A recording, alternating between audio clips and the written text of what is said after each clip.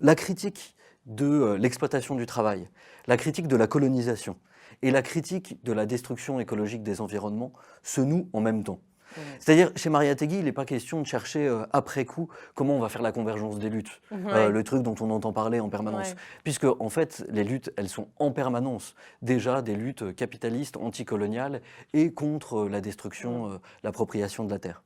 Ouais. Donc ça, c'est vraiment ce qui m'intéresse chez Mariátegui, c'est cette capacité à inventer de nouvelles catégories Ouais. dans un contexte tout à fait nouveau.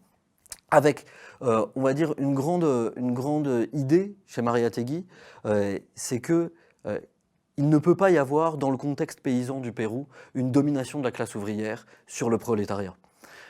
En général, on considère dans le bolchevisme que la révolution, elle doit se mener, c'est la révolution du prolétariat sous direction ouvrière. Ouais. Et donc, la paysannerie, elle doit suivre la classe ouvrière, qui doit prendre la direction. Mariátegui considère que dans les sociétés comme celle d'Amérique latine, dans lesquelles en fait la paysannerie est beaucoup plus importante que la classe ouvrière industrielle, on ne peut pas en passer par là, et que donc il ne peut pas y avoir de hiérarchie, et que donc du coup il faut réinventer des organisations marxistes qui ne hiérarchisent pas entre ouvriers et paysans. Ouais, ouais. Et aussi, c'est très important, qu'ils n'hiérarchisent pas entre la lutte anticoloniale et la lutte contre l'exploitation du travail.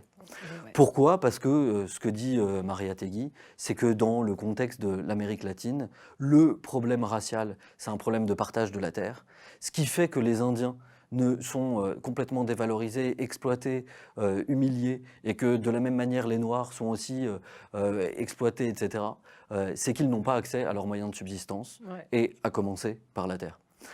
Étant privés de leurs moyens de subsistance, les rapports de classe reproduisent des rapports de race, et les rapports de race existent dans les rapports de classe. Et ouais. Et ça, c'est une idée extrêmement forte qui revient en permanence chez Mariátegui.